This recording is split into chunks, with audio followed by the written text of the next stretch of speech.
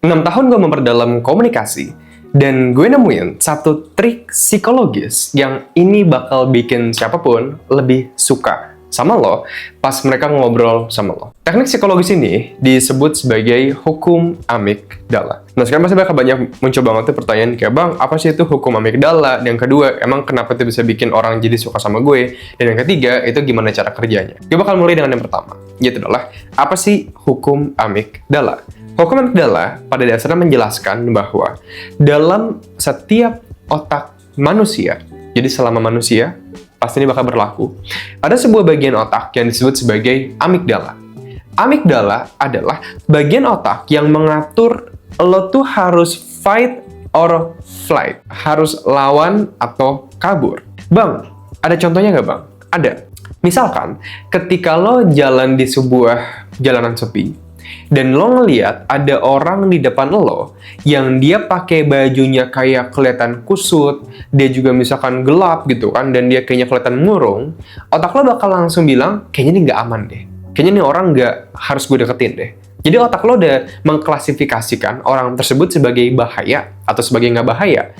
Bayangkan kalau misalkan orang yang keluar dari tempat tersebut itu cuman seorang, misalkan orang pakai baju kantoran, dia juga kelihatan mukanya kayak senyum, dia juga ramah, dia juga kayak misalkan kayak berjaga-jaga, dia juga misalkan kayak kelihatan ramah baik juga gitu kan di penampilannya, maka otak lo bakal lebih kayak, oh yaudah kayaknya nih orang harusnya aman deh. Jadi otak lo nggak bakal mengklasifikasikan dia sebagai sebegitu berbahayanya. Nah, yang menarik adalah, ini bukan cuma terjadi dalam keadaan berbahaya. Dalam setiap keadaan, otak kita secara nggak sadar, bagian amigdalanya, bakal menilai orang di depan kita itu sebagai lawan atau sebagai kawan. Kalau otak lo mengklasifikasikan seseorang sebagai kawan, ya lo bakal bisa lebih dekat sama dia. Kalau orang diklasifikasikan oleh otak lo sebagai lawan, lo nggak bakal bisa deket sama dia. Nah, di sini, ini terjadi secara tidak sadar. Lo nggak bisa bilang ke otak lo, dia lawan, dia kawan. Nggak bisa.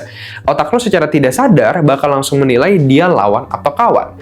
Jadi setiap kali lo ketemu sama seseorang, otak lawan bicara di depan lo, langsung bakal menilai lo lawan atau kawan dia.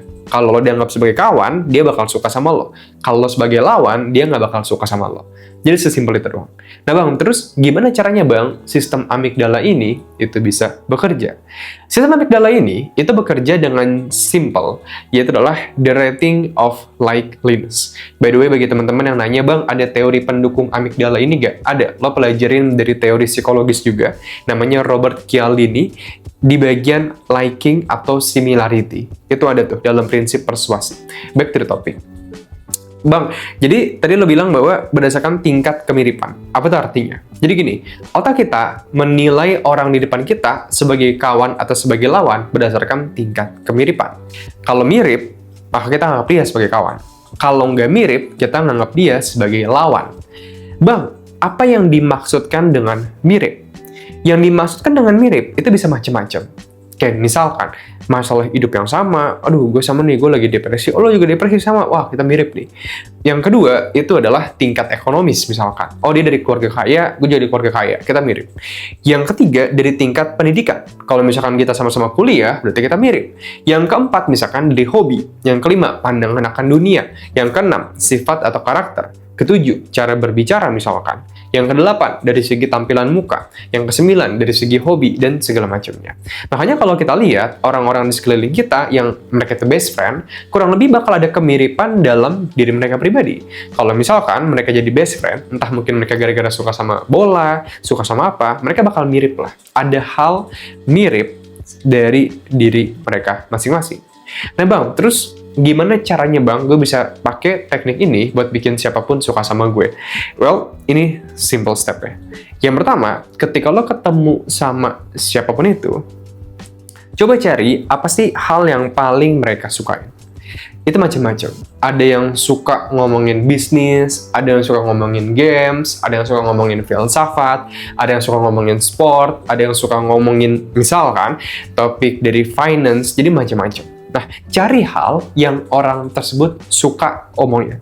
Yang kedua adalah, ketika lo nemuin hal ini yang sering kali ditandain dengan dia lebih banyak ngomong, dia lebih banyak bertanya, dia langsung interest pas ngobrol sama lo, dia langsung naruh handphone dia dan ngeliat ke lo, intinya lo bisa ngeliat lah, dia tertarik atau enggak.